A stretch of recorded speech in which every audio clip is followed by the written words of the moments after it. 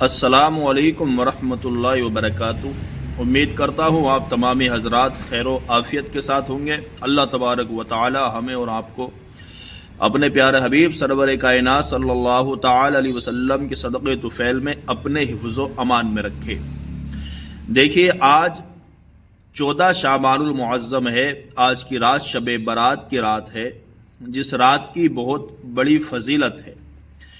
اس رات میں لوگ جاگ کر کے اللہ تبارک و تعالی کی عبادت، اس کی بندگی، اس کی تسبیح و تحلیل کیا کرتے ہیں، اور قضائے عمری بھی لوگ پڑھتے ہیں، پڑھنا چاہیے۔ کچھ نوافل بھی ہیں، وہ بھی پڑھتے ہیں۔ آئیے میں دو چیزوں پر آج بات کرنا چاہتا ہوں، ایک حقوق اللہ اور ایک حقوق العباد۔ آج دنیا کے معاملات میں اگر دیکھا جائے تو ہر انسان جو ہے نماز، روزہ، حج، زکوٰۃ، ان چیز کو اہمیت بہت زیادہ دیتا ہے، اور یوں سمجھتا ہے کہ یہ چیزیں ہی بس دین ہے، اس کے علاوہ کوئی دین نہیں ہے۔ حالانکہ میں نماز، روزہ، حج و زکوٰۃ ان کا منکر نہیں ہوں۔ یہ حقوق اللہ ہے، اور اللہ کی عبادت جو ہے وہ کرنا بہت بندے کے لیے بہت ضروری ہے، کیونکہ رب تبارک و تعالیٰ کی شان ہی یہ ہے کہ اس کی عبادت کی جائے، کیونکہ رب تبارک و تعالیٰ نے ساری کائنات کو پیدا کیا، بنایا ہے، تو وہی لائق ہے کہ اس کی عبادت کی جائے۔ مگر میں اس سے ہٹ کر کے تھوڑی بات کرنا چاہتا ہوں۔ آپ حقوق اللہ اور حقوق العباد کو دیکھیں۔ حقوق اللہ یعنی اللہ کی عبادت جو ہے وہ ہمارے اوپر 24 گھنٹے میں 5 مرتبہ نمازوں کو رب تبارک و تعالیٰ نے فرض کیا ہے۔ اب ان نمازوں کو پڑھنے کے بعد انسان جب باہر نکلے مسجد سے، اس کے بعد جو معاملات اس کے چلتے ہیں وہی، یعنی گالی گلوچ یا لوگوں سے جھگڑا کرنا یا کسی کو پریشان کرنا، پڑوسی کو ستانا، یہ حقوق العباد میں سے ہے۔ آپ دیکھیں، اسلام اور دین صرف نماز، روزہ، حج و زکوٰۃ ہی نہیں ہے، بلکہ حقوق العباد بھی ہے۔ آج سوشل میڈیا کا زمانہ ہے۔ اس زمانے کے اندر لوگ بڑی آسانی کے ساتھ اسٹیٹس ڈال دیتے ہیں واٹس ایپ پہ، فیس بک پہ، انسٹا پر، کہ ہم سے کچھ بھی غلطی ہو تو آپ معاف فرما دیں۔ ہم ان لوگوں سے معافی مانگتے ہیں جن کو ہم جانتے تک نہیں، جن کا ہم نے کبھی کچھ بگاڑا نہیں، اور دن رات جن کے ہم دل کو دکھاتے ہیں، جن کو پریشان کرتے ہیں، ان سے کبھی معافی مانگنا ہم نہیں چاہتے، اور ان کے پاس ہم جاتے بھی نہیں ہیں معافی مانگنے کے لیے۔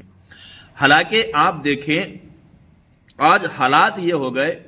میں ایک حدیث بیان کرتا ہوں، آپ پھر سمجھیں۔ میرے آقا سرور کائنات صلی اللہ تعالی علیہ وسلم ارشاد فرماتے ہیں، اے صحابیوں، یہ بتاؤ کہ مفلس کون ہوتا ہے؟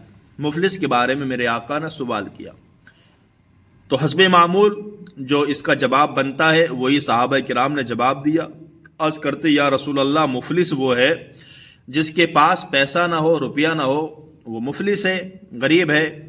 میرے آقا ارشاد فرماتے، نہیں، فرمایا میرے آقا نے، مفلس وہ ہے جو کل میدان محشر میں آئے گا، نمازیں اس کے پاس ہوں گی، روزے، حج و زکوٰۃ، تمام حقوق اللہ اس کے پاس ہوگا، مگر وہی بندہ دنیا میں کسی کو گالی دے کر کے آیا ہوگا، کسی کا دل دکھا کر کے آیا ہوگا، کسی کے مال پر ناجائز حق جتا کر کے اس کو قبضہ کیا ہوگا، اس کو کھایا ہوگا، تو وہ انسان سب سے بڑا مفلس قیامت کے اندر ہوگا۔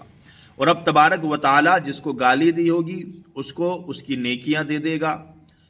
اس طریقے سے جو اس نے معاملات دنیا کے اندر کیے ہیں، یعنی نماز، عبادت، یہ چیزیں دنیا میں جو کی ہیں، رب تبارک و تعالیٰ ایک ایک کر کے ان لوگوں کو دے دے گا جن کا ہم نے دل دکھایا ہے یا جن کا حق مارا ہے۔ ایک بات اور ذہن نشین رکھیں، رب تبارک و تعالیٰ حقوق اللہ یعنی اللہ تبارک و تعالیٰ کی عبادت کرنا۔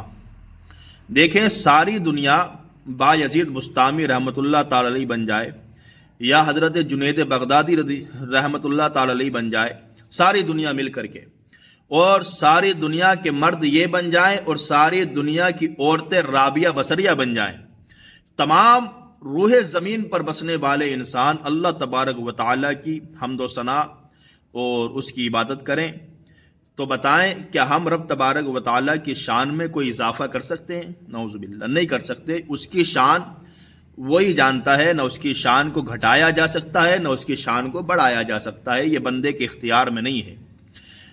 تو آپ دیکھیں میرے آقا ارشاد فرماتے ہیں حقوق العباد ایک ایسی چیز ہے جو کل میدان محشر میں، یعنی وہ لوگ بھی ہوں گے جنہوں نے نمازیں نہیں پڑھی، عبادت نہیں کی، اللہ کی بندگی نہیں کی، تسبیح و تحلیل بیان نہیں کی، تو وہ اس کی شان ہے۔ دیکھو 3 طرح کے معاملے کل میدان محشر میں ہونے والے ہیں، 3 طرح کے۔ ایک تو وہ ہوگا جو مشرک ہوگا، جو شرک کر کے آیا ہوگا، تو رب تبارک و تعالیٰ اس کو ڈائریکٹ جہنم کے اندر ڈال دے گا، کیونکہ شرک کرنے والے کو اللہ معاف نہیں فرماتا۔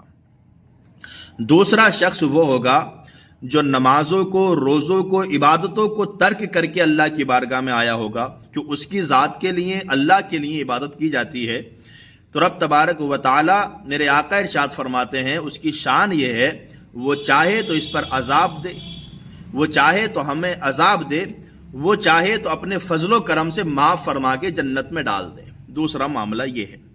تیسرا معاملہ حقوق العباد کا ہے، یعنی لوگوں کے ساتھ ہمارے رویے کا، یا دوسرے کا حق مارنا، دوسرے کا دل دکھانا۔ یہاں پر میرے آقا ارشاد فرماتے ہیں اللہ تبارک و تعالی بندے کو جب تک معاف نہیں کرے گا، جب تک کہ وہ بندہ جس کا ہم نے دل دکھایا ہے، جس کو پریشان کیا ہے، وہ بندہ ہمیں جب تک معاف نہ کرے، اللہ ہمیں معاف نہیں فرمائے گا۔ رب تبارک و تعالیٰ اس کے ذمے چھوڑے گا کہ تو اس کو معاف کرے گا تو ادھر میں رب تبارک و تعالیٰ ہو کر کے اس کو معاف فرما دوں گا۔ اللہ اکبر۔